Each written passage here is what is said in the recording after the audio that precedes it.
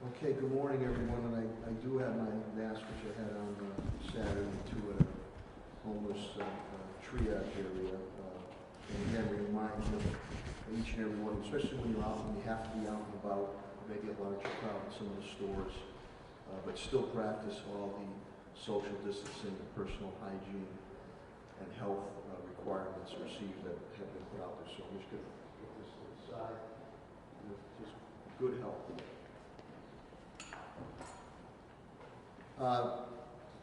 We enter into Holy Week, and I wanted to wish everybody a happy Passover and a happy Easter. I'd also, my sister Joanna's birthday today, so buon compleanno, happy birthday. And on a more somber note,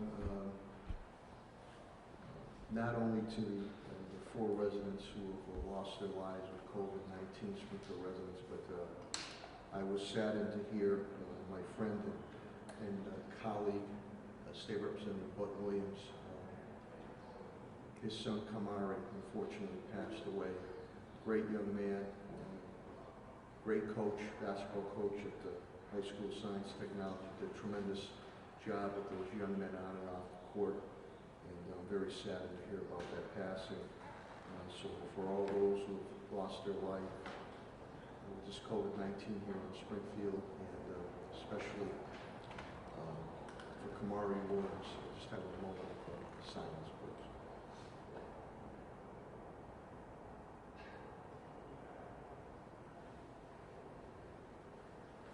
Thank you very much. This weekend, just on the updates, we are now up to 221 in the city of Springfield that have tested positive. On a good note, with the Springfield Police Department, we are down now 24 officers, he or she. That is down from the high of 39 that we've had. The Springfield Fire Department has moved up, though. We're down 5 firefighters and 1 dispatcher that we are now down. I can't say enough about Superintendent Warwick and his team on the school side. We are well over 100,000 meals, including weekends, served to our students and families. And this week, it's unheard of in an urban center, this week, 10,000 laptops will go out to students and families. 10,000 to continue our educational process with connectivity for those households. The homeless tenting, triage, medical tenting, mass tenting we put up, I was there Saturday morning. Unbelievable. And a lot of this work is being done by facilities management, our own facilities management team, and Charlie Armett and his team and some other subs. Unbelievable, the 3 massive tents and state-of-the-art with heating, air conditioning, sinks, bathrooms, showers, and Helen and Pat Sullivan have done a tremendous job. Tim Sheen, they've just done a great job, Helen and Pat. They will speak to you a little more pertaining to that, how that is going to operate. Mass Mutual, again, has reached out to me. They've been an outstanding Mass Mutual insurance company, outstanding corporate citizen, to see if they can assist us with that endeavor too, which I appreciate. Helen Carlton-Harris, Commissioner of Health and Human Services, again, has done yeoman work with her team. She continues to monitor.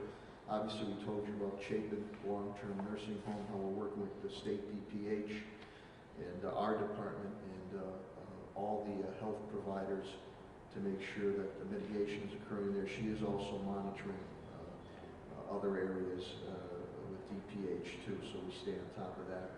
We wanted to bring relief to my taxpayers, and I'm again very happy that Governor Baker legislature's passed that legislation. So your real estate taxes will not be due May 1st. They will be due June 1st, trying to bring some type of relief. And speaking of that, TJ Plant, my CAFO, we're tracking everything. I'm bringing on board Rensselaer, the company, Josh Norman, who I used during a tornado and other natural man-made disasters here in the city of Springfield to recoup every dime for the citizens of the city of Springfield business community. Already we've spent $673,000 have been spent. And again, even though we're keeping city services going to the best of our abilities, I'm down $1 million in revenues coming in. The Echo Dev under Tim Sheehan, the Chief Development Officer Tim Sheehan, our first round went out. 30 restaurants received grants of $225,000. We had nearly 90 that applied. I wish we could fund each and every one of them, but we've just finally been given okay from HUD. Tim and I will be, hopefully this week, could be midweek, another $500,000 we're going to put out there. These are grants now, unlike the feds and the state, which are low interest loans, which if you do follow some of the requirements, you might have to pay everything back. But these are grants, $500,000, small business grants that we're going to have going out. The criteria will be going out sometime this week. We also urge those restaurants that were unable to make the cut during this first round to reapply again. Again, I want to be able to help everybody I can within reason on the money aspect. Continue to work with my Chief of Staff, Tom Ash. We'll continue to work independently to bring in private testing aspects, which if done, we would probably do under the auspices of Helen Colton Harris in our homeless triage area there. We continue to work with Friends of the Homeless, our homeless providers. We continue to work with Baystate Medical Center and Mercy Hospital as we're staffing up. I also want to thank Superintendent Warwick. The school nurses are going to be assisting Helen Colton Harris, what we call this tracing that we're going to be doing. We're able to work that out, and again to the hospitals that'll work with us on medications and some of the staffing that we're putting together with the National Guard. Again, on the face coverings, professional masks need to stay with our first responders, our street activities, police, fire, street activities that are going on, and of course to all our medical providers that they desperately need that. So, homemade masks, homemade face coverings are okay, bandanas, scarves, t-shirts can be used. And again, we recommend this, especially if you're out and about, you have to go to one of the larger stores or even a smaller store, because most people are practicing social distancing, some are not. And this does not overrule all the social distancing, washing your hands constantly, and personal hygiene and their health requirements. Business continues as usual in the city of Springfield. I'll be chairing our first school committee meeting under the Zoom aspect this Thursday evening at 6:30. The City Council will have a Zoom meeting tonight, I believe, starting at 5:30. I'm very appreciative because we have to pass some financial orders and grants to keep the city moving forward, so I'm very appreciative of their efforts.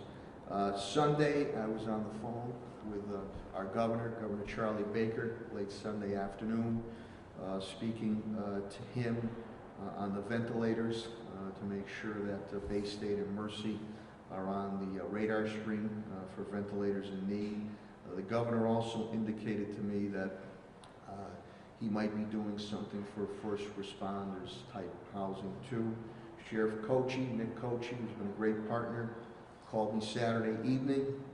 As you know, he's opening up for first responders up at the Ludlow site there if they're unable to go home. And there's many corporate citizens and businesses that are going to donate to that, which would be free of charge. Helen, again, continues to monitor situations. To Tim Sheehan, thank you. Jason has been brought aboard. He's our mapping expert. Helen is going to be using that to map out the COVID-19 trends here in the city. Commissioner Clapper will speak about police operations, continue to make some great gun arrests over the weekend. She'll also, to relationships, N95 masks are coming in with our relationship with Commissioner Gross at the Boston PD and Chief Keyes in Chelsea. We're getting about 400 or 500 there. 30 National Guard are coming in under the command of Commissioner Clapbrew. Sex offenders, it's still continuing on. Pearl Street, Police Department, we're still registering them. They're 6 feet apart because we're going to make sure that they're towing the line there. And I'm just trying to see any other things. Smith & Wesson's donating face shields. I know we have those coming in. Director Chris Signoli had mentioned on that. Again, Pat Sullivan, great job with the housing, with the homeless situation. So as we move forward, I'm very, very appreciative of Dr. Kerouac, who is the President and CEO of Baystate Health Systems, and Dr. Robert Ruse, who's the Chief Medical Officer of Mercy Hospital, Trinity, that they take the time to come out here every Monday morning at 10:15 to give a specific update. They have been doing fantastic work, yeoman work on the front lines, and we're very appreciative of their rank and file and everything that they continue to do. So without further ado, let me bring up the President and CEO of Baystate Health Systems, Dr. Mark Kerouac. Thank you.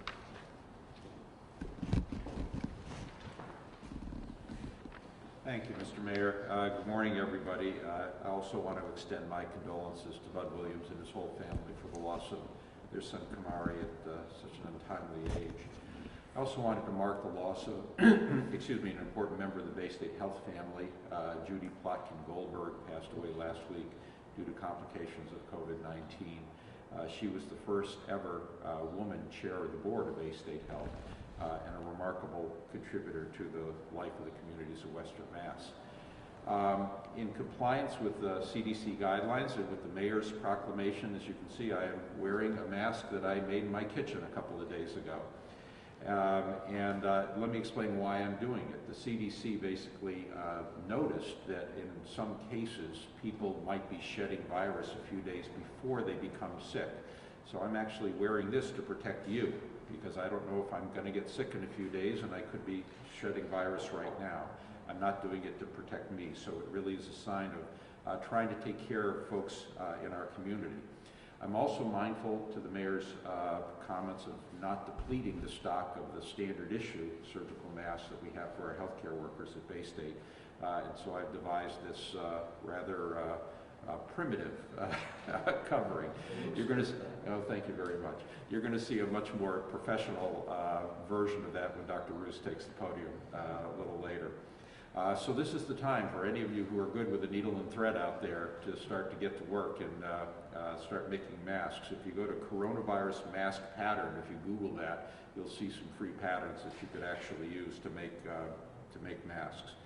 Now, it's important that we remember that this does not mean that we're giving up on all the other advice. This adds a little bit of a layer of protection. But the real big important messages and the major way that this infection spreads is through close personal contact. So hand washing, observing social distance, and covering your nose and mouth with a sleeve or a tissue when you cough or sneeze. That's really the biggest bang for the buck in terms of keeping this from spreading. Epidemiologists and infectious disease specialists like me look at how does a disease spread to design the defenses against it. We don't use our imaginations about what could possibly happen. And so I am not spending my time disinfecting my groceries and my vegetables at home when I come back from the supermarket. Because I know that if this was a disease that was passed on through pasta boxes and bananas, it would look a lot different than what we're seeing right now. It passes on through close personal contact. Let me give you the numbers from Baystate. Thus far, we have tested 437 positives, 1,521 negatives, 118 pending. That's smaller percentage of the total, reflecting more rapid turnaround. For slightly over 2,000 people tested. As of yesterday, there were 121 inpatients with COVID across the Baystate system, 68 people under investigation, that is suspected cases, 43 people requiring critical care. On the good news side, about a third of the people that we have admitted with COVID infection, including many who were on mechanical ventilation have been able to be discharged home, which is really good news. And so there have been some wins. And so I think it's important to keep track of that. With regard to personal protective equipment, we continue to pursue multiple deals, have many irons in the fire at once. We're unfortunately bidding against other states and regions and health systems, so we're paying about 10 times what we normally pay. We've started to sterilize and reuse the N95 masks, and that extends their life. We've hired over 50 PPE coaches, because technique is just as important as the right equipment. And if people forget and don't use the right technique and contaminate themselves as they're taking this stuff off, it can still be a big problem. We're happy that we have not seen any spread of the disease in healthcare workers who are caring for COVID patients, which says to us that our approach is working, and we're pleased about that. We have seen employees who have acquired the disease, but they seem to have done so through the community in relation to certain community clusters. On the testing front, we are beginning testing this week up at our Holyoke Lab Center. A big thank you goes out to Governor Baker and Congressman Neal, who twisted some arms to get us the needed chemicals and swabs. What that's going to mean is we'll be able to expand the scope of our testing. Right now we're doing healthcare workers, inpatients, and first responders. We then like to move to people who are in congregate living situations like skilled nursing facilities, shelters, etc. And then finally to get to our patients who are suffering at home from this disease, who've been waiting a long time and are getting a little exasperated, as we are, by the inability to test more widely. We hopefully will be announcing centers for drive-through testing for ambulatory patients, and I'm hopefully be able to give you more details on that next week. In terms of the bed situation, there are roughly 500 patients in hospital beds at Baystate Medical Center today. It's important to remember that there are roughly 200 who are either COVID positive or suspected, but there's another 300 in different areas of the hospital who have all the usual stuff: trauma, heart surgery, heart attacks, obstetrics, routine pediatric care, cancer. All of that stuff is still going on, and our hospital operations people have done an incredible job moving people around and staying one step ahead of the bed need. We believe that through the use of some non-traditional hospital areas like post-op recovery areas rather than routine rooms, our usual 720-bed hospital will be as large as 840 beds. So as of today, we still have headroom for another 300 plus patients, which is important. Our hospital leaders are this morning walking through the Mass Mutual Center with the Mass Emergency Management Agency, MEMA, and it's going to be important for us to figure out how a facility in Mass Mutual fits into the puzzle here in terms of the bed situation, not only in our hospital, but all the hospitals of the region. Similarly, we're working with the owners of some skilled nursing facilities to try to build out that capacity. That's to say, patients in a nursing home setting who are COVID positive. We have, like many people, been looking at epidemiologic models. These are kind of like weather forecasting, and they can be just as inaccurate as weather forecasts sometimes are. But they do give us at least some warning about what we might be looking at. I know that there have been some publications of national models suggesting a surge or a peak in the middle part of April. What we're seeing from our Western Mass models would suggest that the peak might be a little later, sometime in May, possibly even into early June. And that's really our goal. Our goal is to do a nice slow burn here that doesn't exhaust the capacity of our hospital systems and not to have some big explosion like they had in northern Italy and are currently having in New York, which causes the whole system to be overwhelmed. But that, which direction we go depends very much on our community and their willingness to tolerate, maybe even for longer than we expected, some of these so-called social distancing guidelines. Like the mayor, I was mindful of the fact that, this is Holy Week. Next Sunday is Easter. This week is when Passover starts. In a few weeks it's Ramadan. I was in the grocery store yesterday getting the materials for my mask, but I also noticed that, yes, of course, there's no toilet paper and no rice, but there were loads and loads of Easter hams. Loads and loads of hams for Easter dinners that were not going to happen. And it really, it was kind of a sad statement about where things are at and the fact that there are so many traditions that are being deferred or suspended right now. But I think people are showing social solidarity in spite of the so-called social distancing through internet sorts of connections and basically realizing what's important in life. And I think when this is all over, we're going to appreciate very ordinary things at a much higher level than we do now. And of course, like all pandemics, we will be changed by it. But I think in some ways we'll be changed for the better in terms of our appreciation of the things in life that really count. So, Mr. Mayor, I thank you for your leadership, and I appreciate the opportunity to share my thoughts with the community each week. Thank you, Dr. Kerouac. And again, Dr. Kerouac and Dr. Roos will be available right after our updates for any and all questions, because I want to, obviously, they have to get back to their facilities ASAP. I also want to give a shout out to Eversource. They've been very, very good to us at the homeless triage center that we built on Remington Street.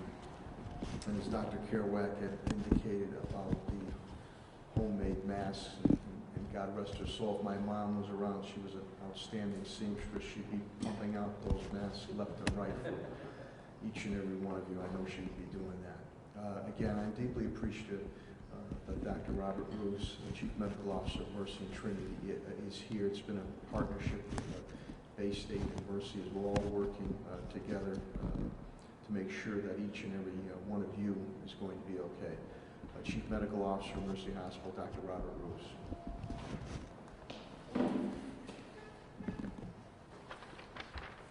Thank you, Mayor, and thank you, Commissioners, and thanks to the legislative delegation for the continued support and advocacy during this time. Last week, we talked about how this is an unprecedented and uncertain time. And as the COVID-19 pandemic evolves, and we must all continue to shift how we do things. Today, one of those things is quite obvious. Dr. Kerouac and I, and many others, are wearing simple face masks in public spaces, including in meetings, even with just a few people. This is not to reduce or eliminate the importance of physical distancing or diligent hand hygiene or the isolation if one is sick, but it's rather as an addition to those efforts in order to further reduce the potential transmission of the novel coronavirus. We know for certain that there are people that are infected with the coronavirus that show no symptoms, that are able to transmit it. What we don't know is who those people are or where they may have been at a given particular moment. So at Mercy Medical Center, we've been clear all along to follow the recommendations of the Centers for Disease Control and Prevention and are now following these 3 simple recommendations. First, that all staff who are working with persons with suspected or positive COVID-19 wear the recommended appropriate personal protective equipment. Secondly, all staff that are working in clinical areas who may encounter those persons or others working in close contact wear medical-grade surgical masks. And third, that all other colleagues and all of us living in our daily lives wear face coverings or these cloth masks in public, in all situations. These are the actions that can help protect the safety of our colleagues, of our patients, and of our public. This morning, as Dr. Kerouac put it, I'm wearing this mask to protect you, and you're wearing your mask to protect me. It's exactly that type of thinking, that altruism and that community togetherness that will help us combat and overcome this pandemic. And at Mercy Medical Center and throughout Trinity Health, we continue to be inspired by the actions of our colleagues as well as our local hospitals and community partners. For example, In the last week, we've seen hospitals like Holyoke Medical Center change their facilities and their operations literally over the course of a day to accept patients from the Holyoke Soldiers Home. And I want to recognize and thank our Mercy Family Life Center and its obstetricians and practitioners to be able to accept those patients that would otherwise have received care in those settings. We are partnering with Baystate Health, who is leading the effort with other Western Massachusetts hospitals to ensure that our planning and our resources, including the staffing and equipment needs amidst a surge, are adequate. And every day, members of our dedicated medical staff and nursing teams are volunteering and receiving training in new areas to be deployed on the front lines to be part of the teams caring for those persons with suspected or confirmed COVID. As the Chief Medical Officer, it's truly impressive to witness, and it's been clear to me that not only are we working together, but that we are stronger together. In terms of our daily status update for Mercy Medical Center and affiliates, we have tested now a total of 1,209 patients. We've had 274 positive test results, 747 negative, 1 indeterminate, and have 187 still pending. Those of you following along every week will notice that today's test result numbers are far higher than they had been in the past, because in the past we had been reporting numbers of only those patients tested immediately in our emergency department and in our hospitals. But now, over the course of the past week, we've been reporting daily all the tests that have been received and performed by Mercy and Life Laboratories, which includes some outpatient testing, our employee health testing, and from some other community-based outreach. The reason for that is to ensure that there's full transparency and an increased level of awareness for the status of the pandemic all throughout the greater Springfield community. In the past few days, we've made considerable progress on our efforts to bring testing in-house at Mercy Medical Center, performing our correlation and validation studies over the course of this weekend in the expectation that we'll be able to go live tomorrow or on Wednesday. Bringing this test in-house will do a few things. One, it will reduce our turnaround time to one that we can more closely control and always be under 24 hours, and in many cases closer to 8. It will also allow us to increase the number of individuals that we do test. And we're following similar guidelines with our priorities on emergency department and hospitalized patients, healthcare workers, but as of this morning, also expanding that recommendation to include individuals coming to our services from congregate settings like nursing homes, long-term care, homeless shelters, or correctional facilities. Within our facility at Mercy, we continue to see consistent numbers of patients with suspected or confirmed COVID-19, and that population is representing about 50% of our inpatients at Mercy on any given day. We've also seen the ability to discharge most patients that we have diagnosed with COVID-19. And we have plans in place to triple our capacity in the ICU from about 10 to more than 40, and increase our medical surge beds from 100 to more than 200.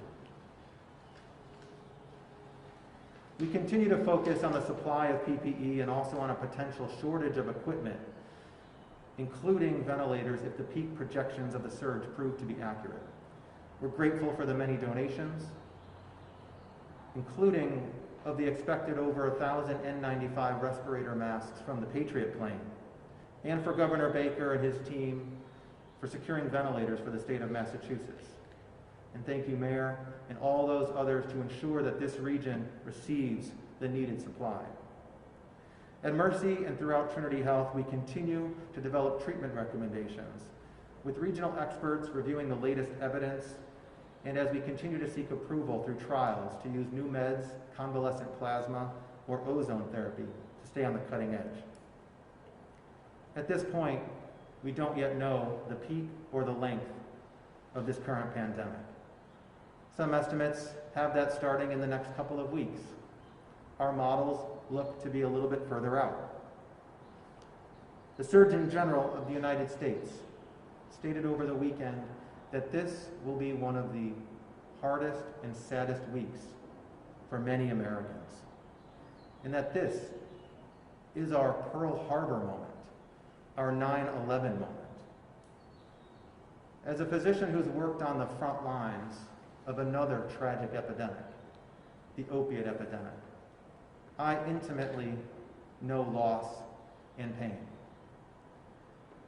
Yet, just as strongly, I know hope and recovery and the power of what a community coming together can do.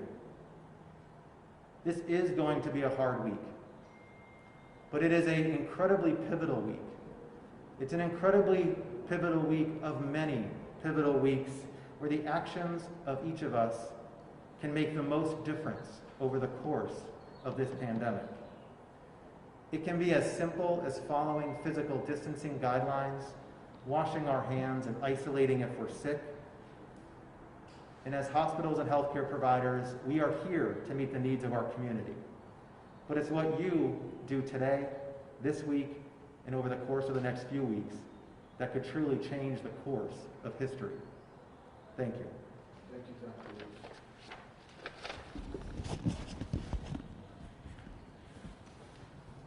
And I know Sister Caritas is saying many, many prayers for us.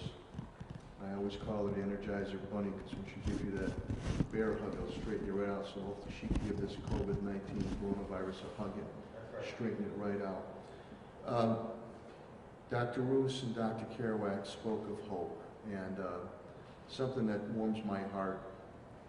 I see many residents Friday night when I got home, or later in the evening. My youngest daughter, Kiara, had made thank you hearts on the front door. I know Mr. Baker out in East Springfield and Billy of my staff, Baker, that put out whether ribbons around trees or thank yous on their front windows. And I say that because in your neighborhood, it's probably a grocery worker. And maybe on their off time, they're taking a walk to clear their head, they can see that. Or in your neighborhood is a medical professional, a DPW worker, a police officer, a firefighter, post office, a mail carrier that comes to your door, he or she, every day. So as a nice gesture, if you can, cardboard, anything, a simple gesture out there to say thank you to all our frontline providers, whether from the hospitals, the grocery stores, the mail carriers, police, fire, DPW workers, you name it. We all live amongst each other. And that little shot in the arm, if they can see that people care, and probably even more importantly, that we're going to get through this together as one and for the better. So little gestures like that put a smile on everybody's face. So if you can do that, I deeply would appreciate that. And I know the frontline workers would deeply appreciate that. Without further ado, and she's done yeoman work, it's my Commissioner of Health and Human Services, Helen Carlton Harris, and she will give her update. Helen, thank you.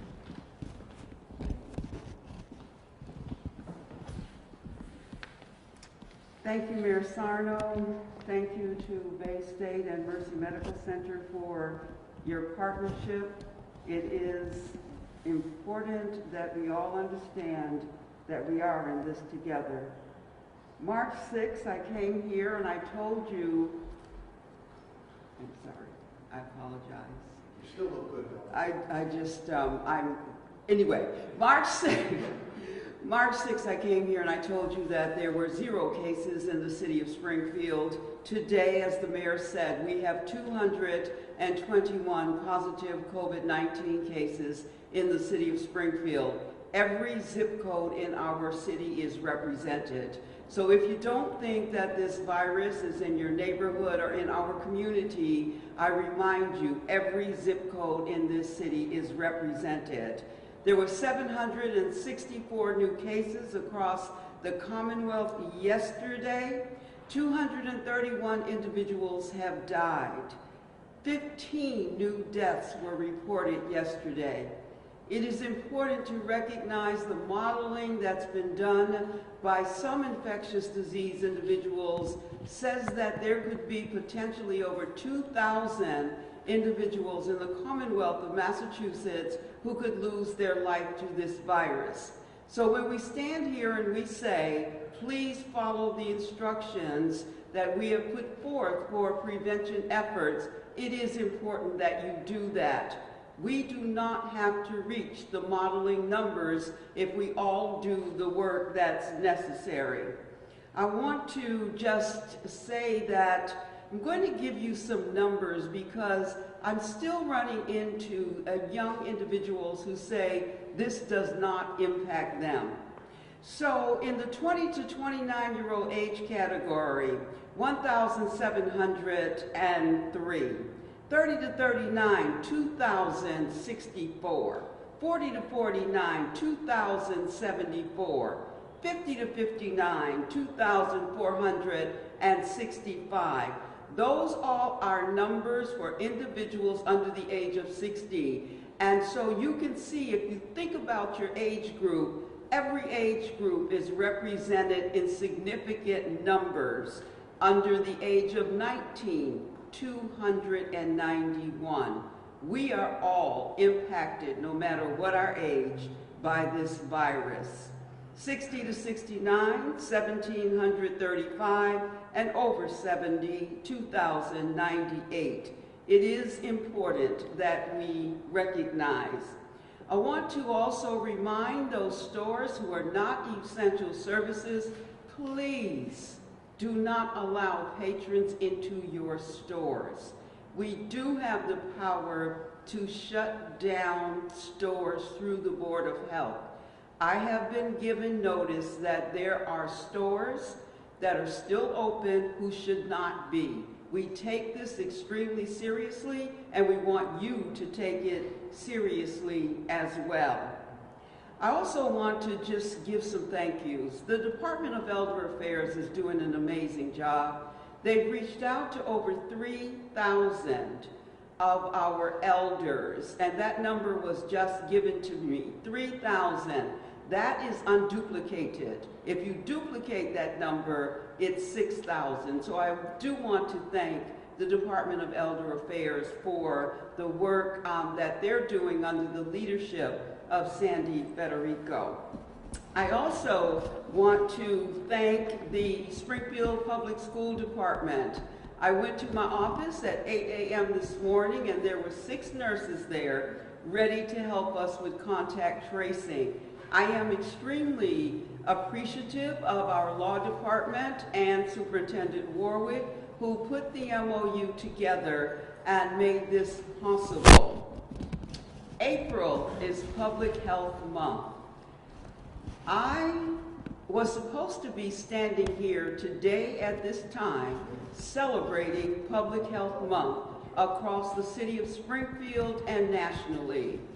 I still want to take the opportunity to say to those public health professionals who are on the front line, thank you.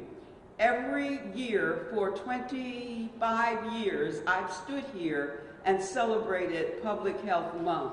We've given out awards to luminaries, we've given out awards to individuals who are doing outstanding work, and once again, I can tell you that public health is on the front line of intervention and prevention when it comes to COVID-19.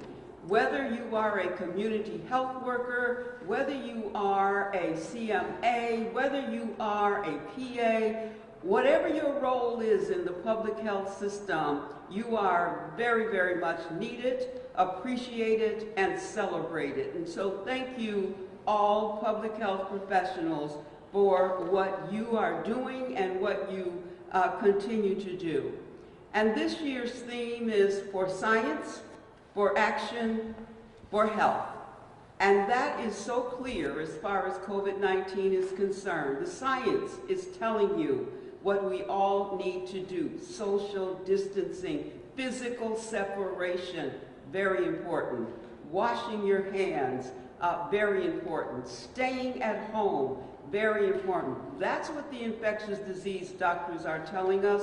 That is what we need to do. It is important that the action that you take saves lives for your health and for your family's health. I am appreciative of the leadership of Mayor Sarno. I'm appreciative of the cabinet heads I work with. I'm appreciative right now of Commissioner Clapproon, who gave me a mask because I left mine in the car. And so we are definitely all in this together, and I am extremely appreciative of the support that we have all received. Thank you, Mayor Sarno. That's why she is the elegant and eloquent Commissioner of Health and Human Services, Helen Carlton-Harris. Thank you, Helen, very much. A lot of this information we put out daily. And again, I want to make sure I get this right. www.springfield-ma.gov, G-O-V. That's very important. So daily, there are updates of what is going on, what has occurred, what hasn't occurred here in the city of Springfield. Of course, you can always call my 311 center at 413-736-3111. So we're making sure we keep you apprised of the situations going on here in the city of Springfield if necessary, and we have to call a press conference. We do. You know, right now, these 10:15s on every Monday have been very well put together with all the individuals that are here, so we'll continue to do that. Schools are a big component, obviously, for the city of Springfield. Superintendent Warwick and his team have done a tremendous job moving our system forward. We're dealing with a little hiccup right now, but that's not stopping again. Well over 100,000 meals to our student and families, and probably even just as important, 10,000 laptops. Continuing education will go out this week. So without further ado, Superintendent Dan Warwick.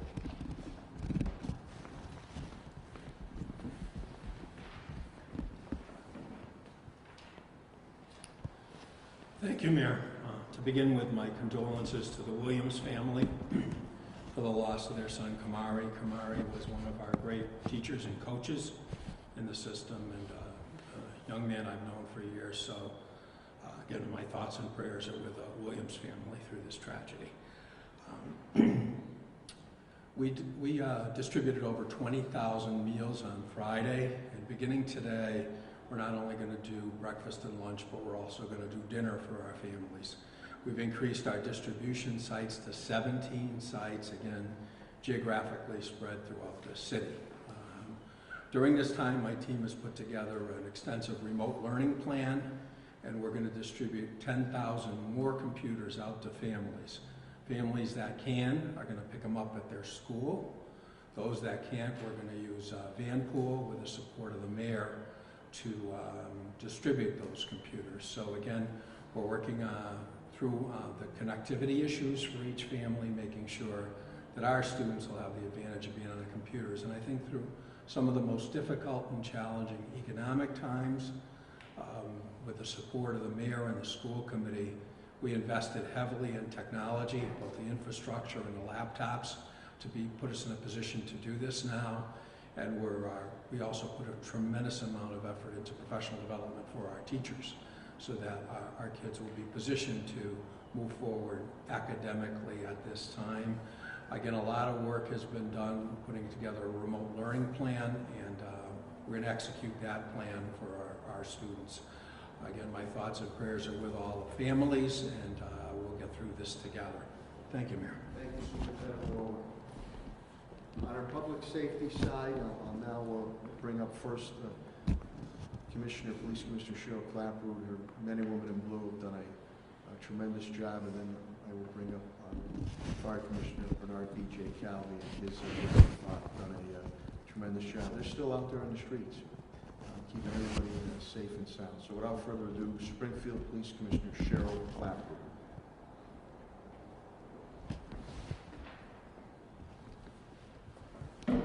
Thank you, Mayor. As the Mayor mentioned, we're good today. 24 officers are out, COVID-related illnesses. I actually have 2 officers, one did already return, one is returning today, who tested positive for COVID and have fought through it and are medically cleared to come back. So I'm starting to get officers who are cleared, actually coming back to work. They want to come back to work, they're waiting to come back to work. So I'm thankful that I had 10 positives, and I'm so thankful that all 10 of my officers had mild, if there's such a word, mild symptoms, were able to stay at home, recover at home, and we're anxious to come back to work. So I'm very thankful for that.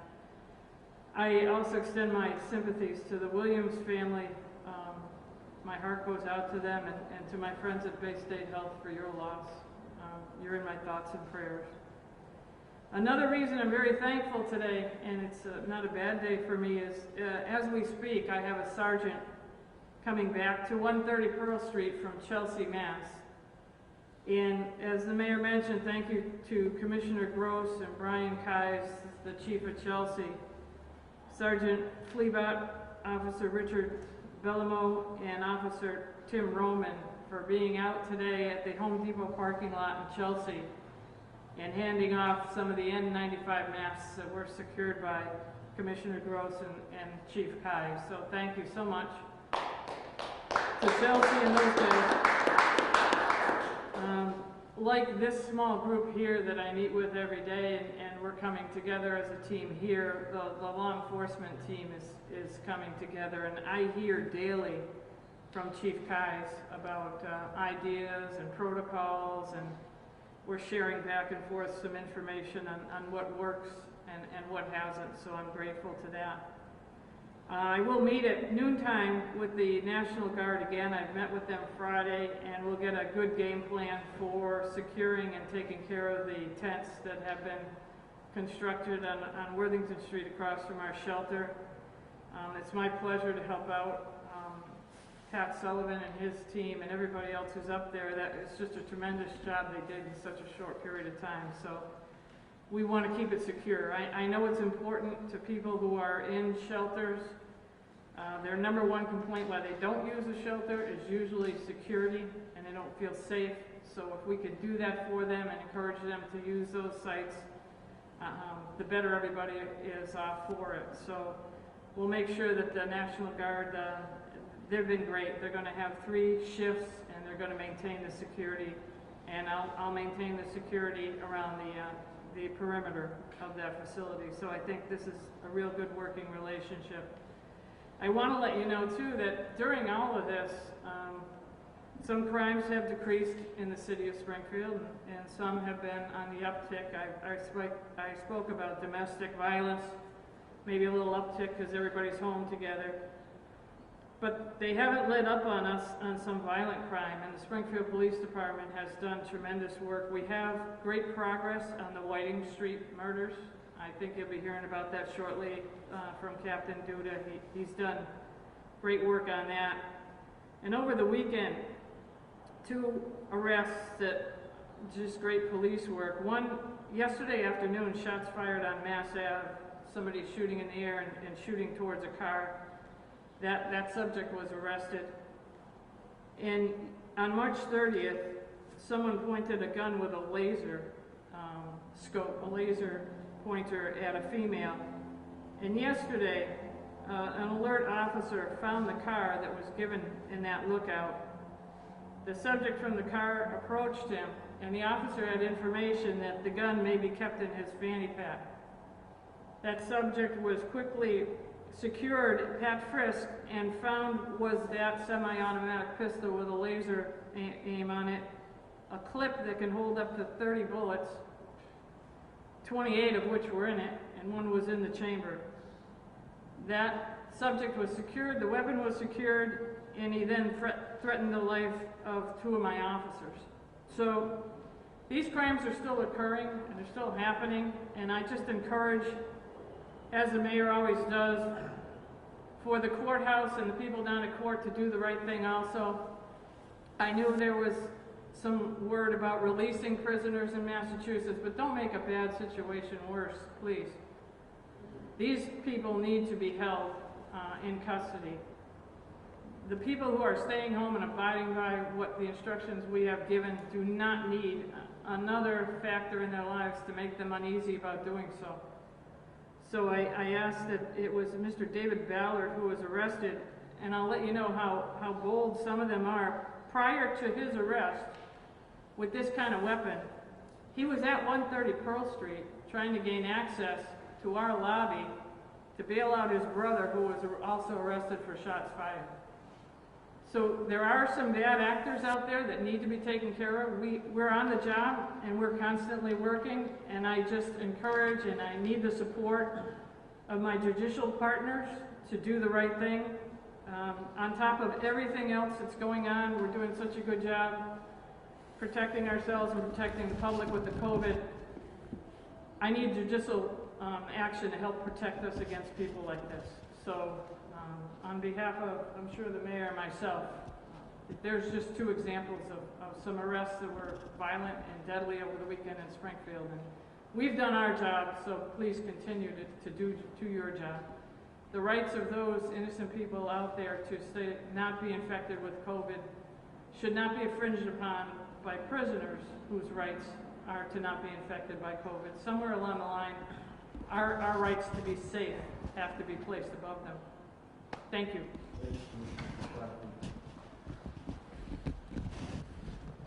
Well put. And again, the individuals she brought to your attention are once again repeat violent offenders. And we do not want them on our streets or neighborhoods here in the city of Springfield. We made a clarion call to the court system to keep them locked up. Police have enough to do. We're doing our job.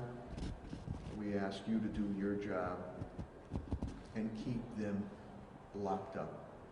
That's what I hear from every nook and cranny, no matter what creed, color, or background here in the city of Springfield. They want to continue to be safe and enjoy their neighborhood. So as repeat violent offenders, we keep grabbing them. We ask you to keep them locked up. And that percentage really is 1 to maybe 2% of the crimes they keep repeating. With that, our brave and dedicated firefighters are out there, keeping everybody safe and sound, so I'll bring up Fire Commissioner Bernard B.J. Cal. Good morning. Thank you, Mayor. So right now in the Springfield Fire Department, we have 5 firefighters out on home quarantine. We have 1 awaiting test results. I have 1 dispatcher out on home quarantine right now. She's awaiting test results as well. I have we're in pretty good shape as far as manpower and womanpower at this point. Keeping our heads above water, doing the job every day. I have some thank yous. I'd like to first thank my command staff for the extra work they're putting in to make sure everything's running smoothly. I'd like to thank my firefighters and my officers who are coming to work every day, doing the job and taking care of everything. I'd like to thank the dispatchers who are continuing to come in. I'd like to thank the doctors and nurses at Baystate Medical Center and Mercy Medical Center for making sure our personnel can get tested and are able to still do the jobs. I'd like to thank Commissioner Claproot and our police officers for the partnership we have and the hard work they're putting in with us. And most of all, I'd like to thank the mayor for his leadership in this difficult and trying time. I'd also have some additional thank yous. MGM and the Springfield Thunderbirds fed an entire shift last week. They brought in food for one of the groups, and I'd like to thank them for providing meals for the firefighters. And also to Joe Frigo, who has contacted me and wants to provide something for the firefighters, as well as some of the hospital staff. So we'll be lining that up this week. Lastly, I'd like to thank the civilians and the citizens of the city of Springfield, they've kept the calls down. We haven't had any major fires in the last 2 weeks, which is great, because when a fire goes on, we can't social distance, we're on top of each other. So I'd like to thank them for their extra diligence in this time and making sure fires are down and emergencies are down within the city. And lastly, I'd like to thank my wife, who has been doing the extra stuff at home, because when I get home in the afternoon, I am shot. So she's been taking care of the extra stuff at home, so I want to thank her. So she got to get the extra plug in. So everybody, please keep up the good work. Keep an eye on cooking. Keep an eye on your candles if you're burning candles in your house. And everybody just try to stay safe and take care of each other. And hopefully my report next week is just as positive as this one. Thank you very much. Thank you, Commissioner Calvi, and I'm going to follow your lead. A big thank you to my wife, Carla, and my daughters, Cassandra and Kiara.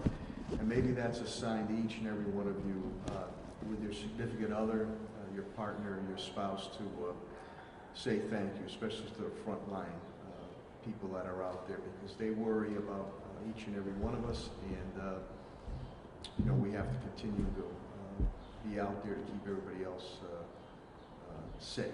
So we appreciate that. I'm now going to bring up an echo, Deb, my Chief Development Officer, Tim Sheehan, who's done, he and his staff have done yeoman work to be able to pump out, prime the pump. Our first round went out Friday, Thursday or Friday. We're hopeful our second round of about $500,000 for small businesses, restaurants, grants.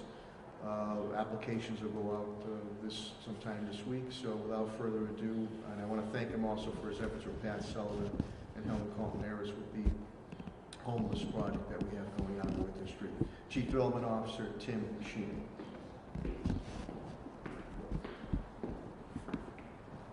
Thank you, Mayor.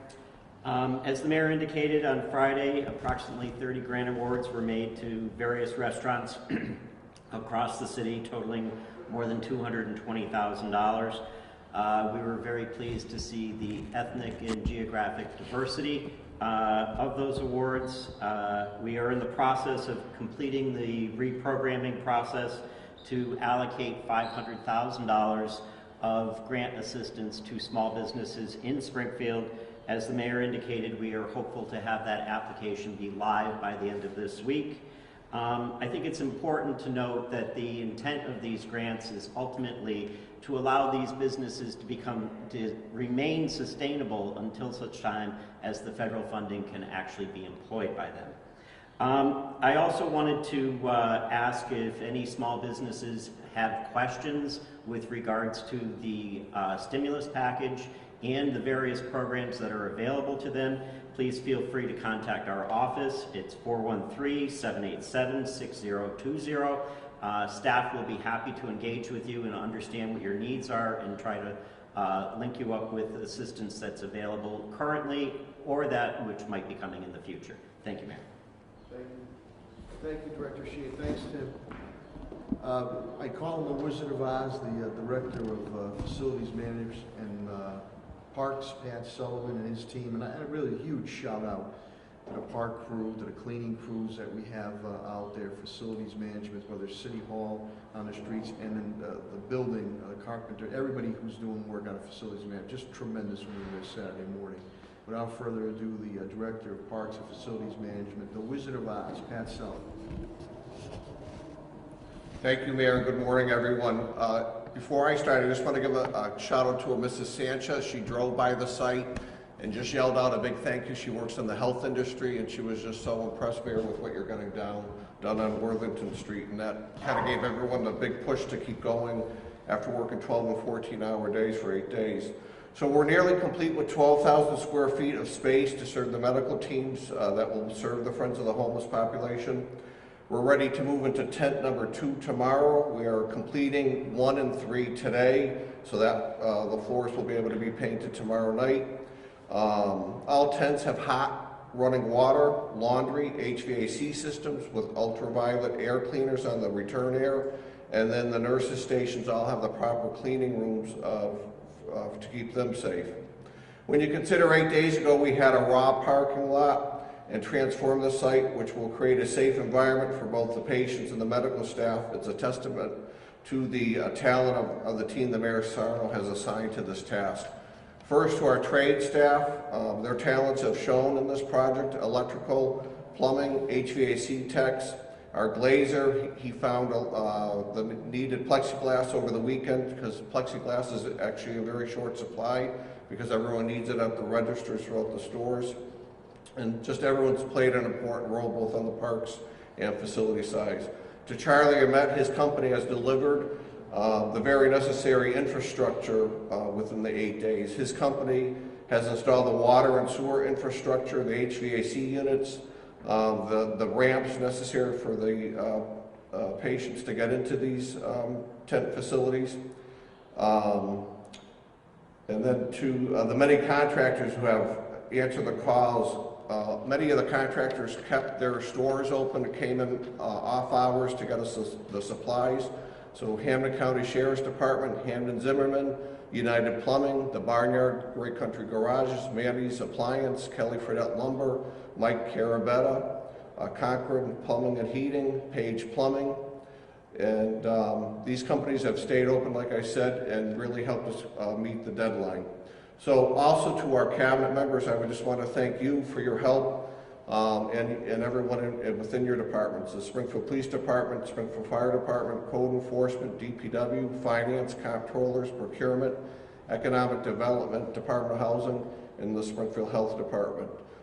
It took a lot of people behind the scenes to make all this happen. And Mayor, thank you for all your leadership during this time. Thank you. Thank you, Pat. Thank you, Director Sullivan, and your whole team. Just tested and true, each one of my cabinet heads in rank and file. I know that Timmy had mentioned with our restaurants, there are a number of restaurants that are giving food, feeding, whether our first responders, frontline providers, medical community, and I know over the weekend I was also contacted by Andy Yee and Peter Picknelli. I think you'll have an upcoming announcement coming from those two individuals who heart and souls about the city of Springfield, about continuing to provide for medical and our first responders. On the Worthington Street site, again, a big, big thank you to President John Cook of Springfield Technical Community College. When I called, without hesitation, and his board of trustees, they're allowing us to use that area as the triage center. So to stick in President John Cook and the board of trustees, thank you very, very much. We take it for granted, DPW, the men and women and the gentlemen, they're out there on the streets. They're picking up your trash, picking up our trash, they're doing street services, and they're keeping things going in these very, very challenging times. And that's under the very strong and good direction of my DPW director, Chris Signoli.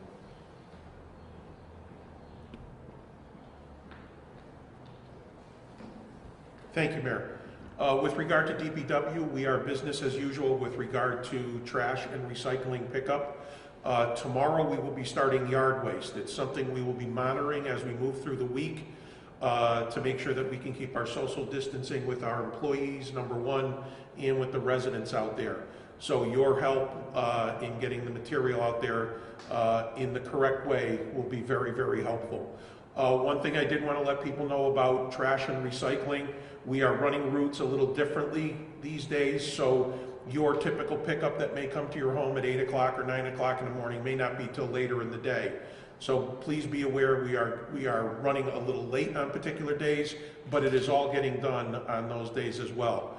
Over at Blunt Park Smead Arena, last week we put out some compost material.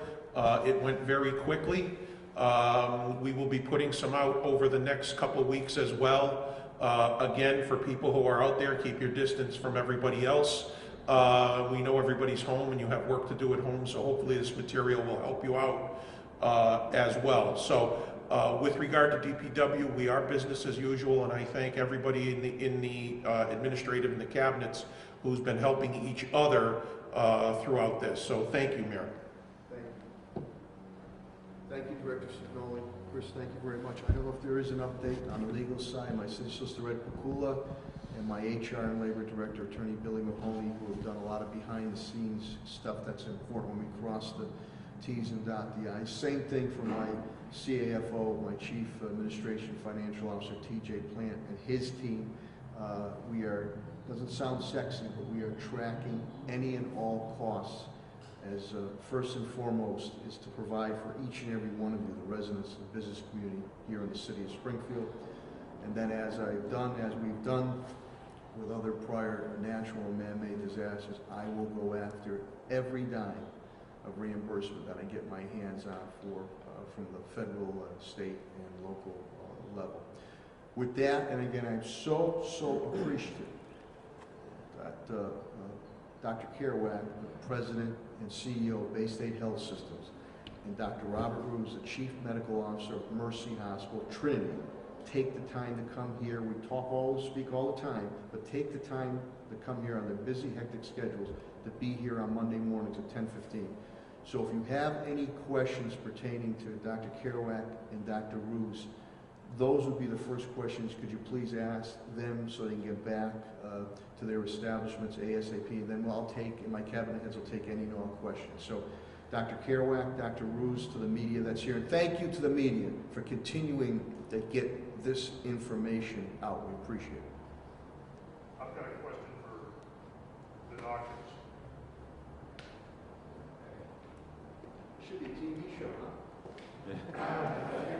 Like your mask off. Well, thank you very much. Do you have any estimate as to how many beds might be put into the Mass Mutual Center and what they would be used for? Would they be used for non-COVID patients or COVID patients? I don't have any specifics about the Mass Mutual Center. I know in some of the other field hospitals, they've looked at 250 to 500 beds. And I think that for us, it's important that they fit into the puzzle of what we're trying to do, because if you think about this as a continuum of flow between people coming in and needing some kind of service, maybe ICU, maybe critical care, maybe routine, they then need to go somewhere after that. Hopefully they can go home, but some of them might need to, be with oxygen and supported in a kind of rehab or nursing home or long-term acute care facility. So all of those things have to be in balance for the flow to continue, for us to not overwhelm the acute care hospitals on the front end of the whole flow. Confident all that can come together in time? I think that we've been able to stay ahead of it, a step ahead so far, so that every time, we filled each one of these COVID positive patient units at Baystate Medical Center about 70% filled. As soon as that happens, we're then looking for the next unit. Where are we going to move patients to? So we've been able to stay a step ahead, and we've got about, as I mentioned, about 300 or so beds of headroom still in the big hospital, plus some smaller numbers of bed headroom in the community hospitals. Yeah, anything to add to that? Oh, okay, thank you. Any other? I did have one question. I heard you mention the drive-by testing locations, and I also heard you mention you talking about expanding your testing. What kind of patients would the drive-by or drive-through testing rather be looking to treat, help, or test? These would be our patients who basically are experiencing flu-like symptoms and are feeling sick but aren't sick enough to be in the hospital. If they're kind of on the fence and not sure which way they would, whether they need to be in the hospital or not, if they had, let's say, shortness of breath or sustained high fevers, we have a special area in the emergency department to assess them. But if it's simply somebody with a flu that they'd otherwise feel, okay, I'm going to stay home with this and not going to go to work, those would be the kinds of folks that we would see in the drive-by centers. We may include, of course, some of the first responders from outlying areas in those areas if we can, too. And are you able to say what locations, which Baystate location? We had scoped out 6 separate locations across the Pioneer Valley, but of course we can't staff them up until we have the materials that we can test with. So hopefully we'll be able to be a bit more specific about which specific locations. But if we were not limited by testing capacity, we'd have 6 open today.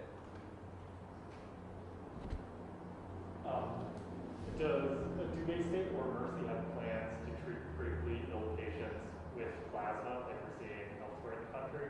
If so, where one place in the country, Houston Methodist, that's doing that work on an experimental basis. We are not at present planning to do that. There are some clinical trials of other agents that are being explored at Baystate Health. And at Mercy Medical Center, through Trinity Health of New England, we are looking at potentially engaging in a trial to be able to use convalescent plasma. We do not yet have that approval, but in partnership with the American Red Cross. One quick question. Back to the Mass Mutual Center. What is the status? Is there any plan at this point for that to come about fairly soon? And who would staff that? We're really in the planning stage at this point with respect to the Mass Mutual Center. They're doing a walkthrough today to see about feasibility, how big could it be, et cetera. And really there have been no specific decisions made about who would staff it or what kind of care would be given there even. So still kind of in the early phases. I hope early phases doesn't mean it won't happen quickly, but it's still in the early phases. I did want to ask about the model showing that Western Mass could have a peak somewhere in May versus in April. Given that Massachusetts is one of the harder hit states, why do we anticipate the peak to be, or why do some estimate the peak to be later rather than earlier? I think that there are a lot of variables that go into these models. Some of them are how much do you think the infection will penetrate into the community? In other words, what percentage of people will end up being infected? What's the current rate of rise? What's your estimate in terms of the effectiveness of social distancing? And so as you make different assumptions about those things, you can get different looking curves. Based on our best guesses about all these variables, we're thinking that May might be a more accurate prediction. And I will say, based on what we're seeing at Baystate, that would seem to hold as well.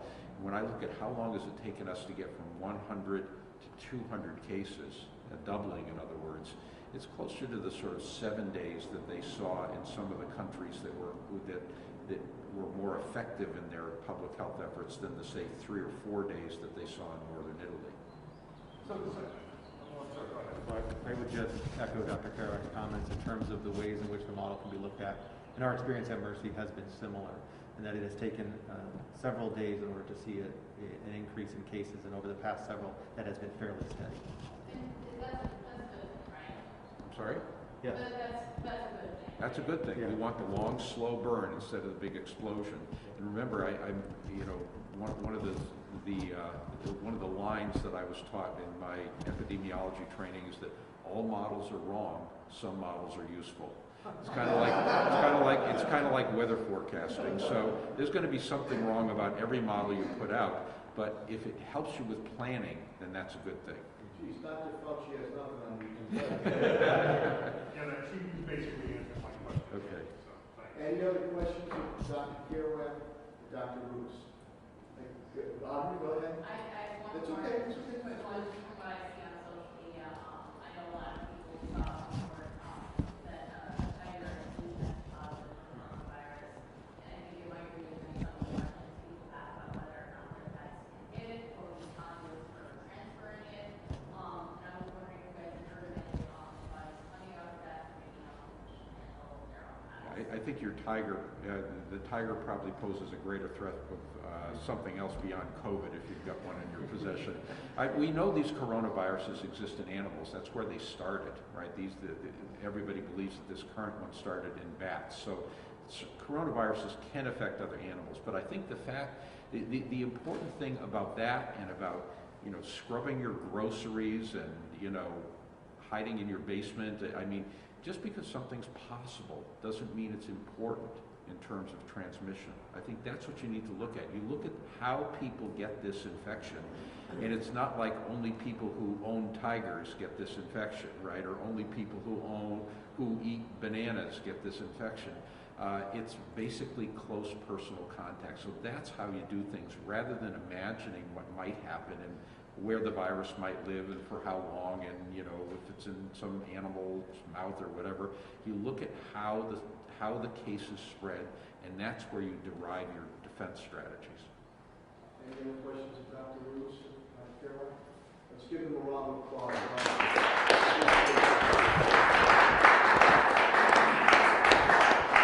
By the way, Dr. Kerouac, those are two good lines there. Two good, very, very comedic lines there. We could use a lot. That was very good.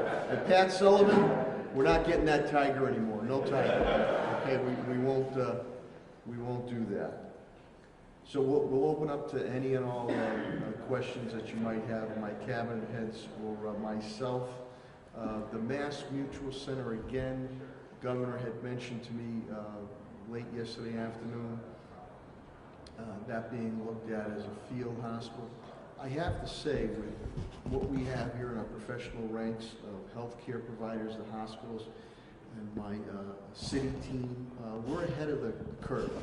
We've made some moves 10 days, a week, 10 days, 12 days ago ahead of time to position ourselves if a surge is going to occur.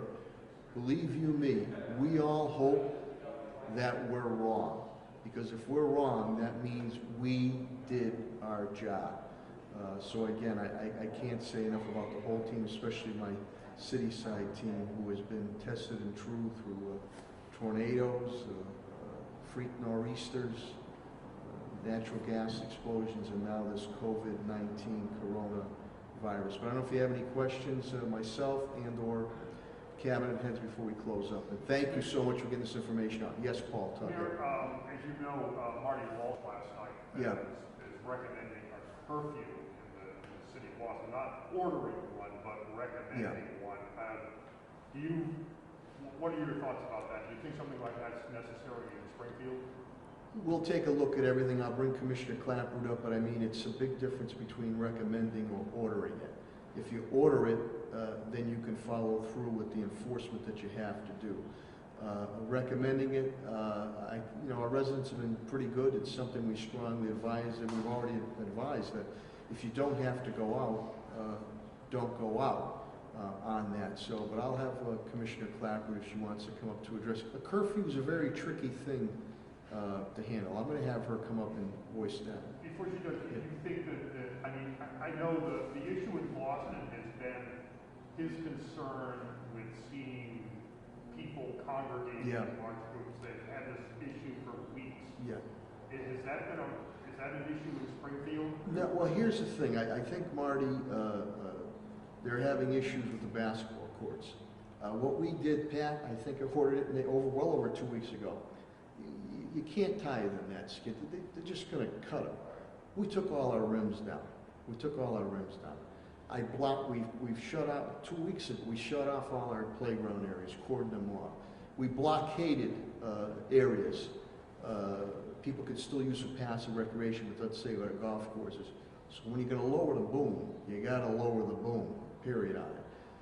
On a curfew, they're very, very difficult to put forward and very, very difficult at times to enforce, unless it is an order. If it's an order, then the appropriate officials, in a respectful manner, the police department can do whatever they have to do at that point to save lives. If it's a recommendation, it's a recommendation. So we made these moves. Again, Springfield, we're well ahead of the curve. We're not perfect, but we've been tested and true. We made these moves some 2 weeks ago. So we've been able to control that. I think I called Pat Friday, late afternoon, early evening, that we had a call that there was some congregating going on at Blum Park. So at that time, we see the times, and we'll send the appropriate staff and or police to say that. But I understand, I know my solicitor, Ed McCool, in our early morning cabinet head meetings indicated, because we live right near Forest Park, he was out there walking, people were obeying by everything, getting past recreation in. And again, on the mask, which I do have my face covering here, you got to follow everything. We're recommending it. You still have to go to a grocery store, maybe a large box store, maybe even a smaller store. A lot of people are practicing social distance, some are not. So that's just not only protect yourself, but to protect others. But I really like to have Commissioner Clapper come up, Paul, because that's a fine line. Don't get me wrong, you know me. Law and order, compassionate law and order. So if I have to lower the boom, we will, but it's got to be done the right way, because if it's not, I'll bring Commissioner Clapper up. We talked about that this morning in the early morning meeting. We did, and Paul, right now, I would recommend to the mayor that we do not need a curfew because we have been taking the calls for large gatherings. Cruiser shows up, gets on the PA system, advises the group to disperse, and everybody's been cooperating. So as long as everybody's been good and people seem to be going by what's been recommended to them, I see no need. A voluntary curfew puts the officers in a real tough spot, you know, to get on a PA system and say, our recommendation to you is you disperse and go home, and then what happens from there if they don't. So as long as everybody's taking it serious and they've been doing what's asked of them, my advice would be not at this time. We're in a little bit better shape. Thank you. And before I go to you, I want to echo what Commissioner Helen Carlton-Harris said.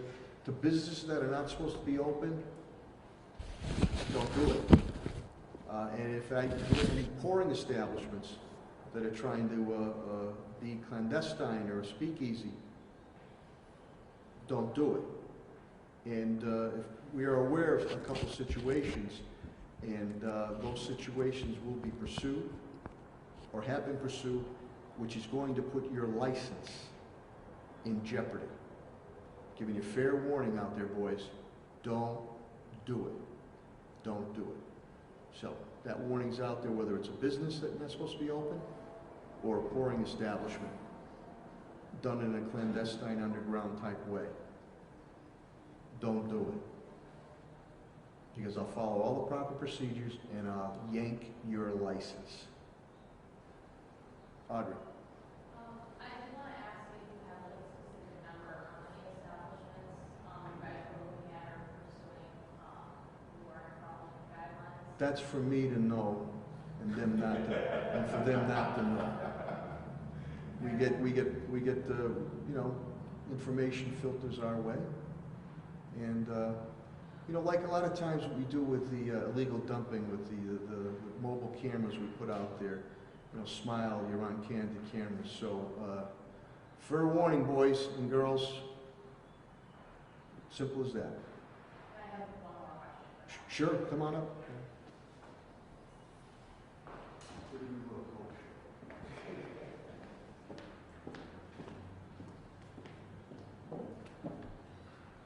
Yes. Thank you so much. I just wanted to ask about the numbers of cases in Massachusetts over the past 7 days.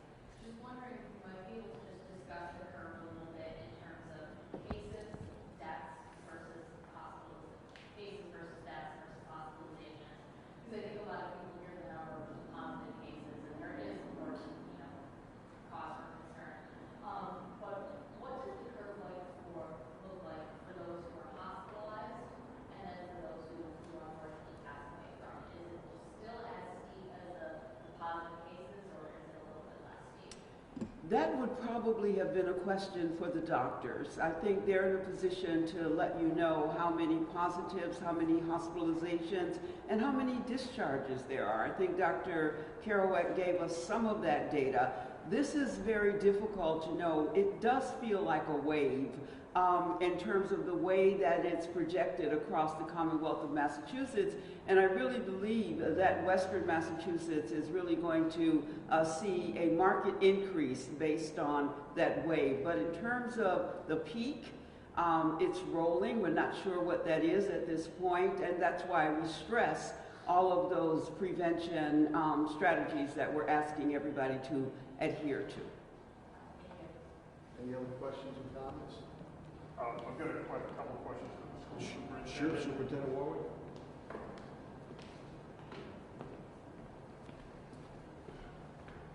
Any detention we might have gotten before years ago is always. No, all detentions are canceled. Well, actually, along those lines, no, Commissioner Riley said last week that the state would not require schools to go past the 185-day point, but they could if they wanted to. What are your thoughts about Springfield? Could we see school, you know, going into June and July, assuming that we ever get back? No, our last day on the 185-day schedule we did was June 19th. No. So that's what we're anticipating sticking with. Is it question of cost, or what would be the Well, there'd be a tremendous cost if we were trying to go beyond that. But, you know, when most of your schools aren't air conditioned, the value of that action you'd have to think about, because after that it's going to get, it wouldn't be optimal learning time. You mentioned that you were working to resolve some connectivity issues as far as sending the laptops home. Do you know how many students don't have internet access, and how are you going about trying to get to them? No, but what we do know is that there's connectivity available in the city, and we're finding ways for each family to get that connectivity.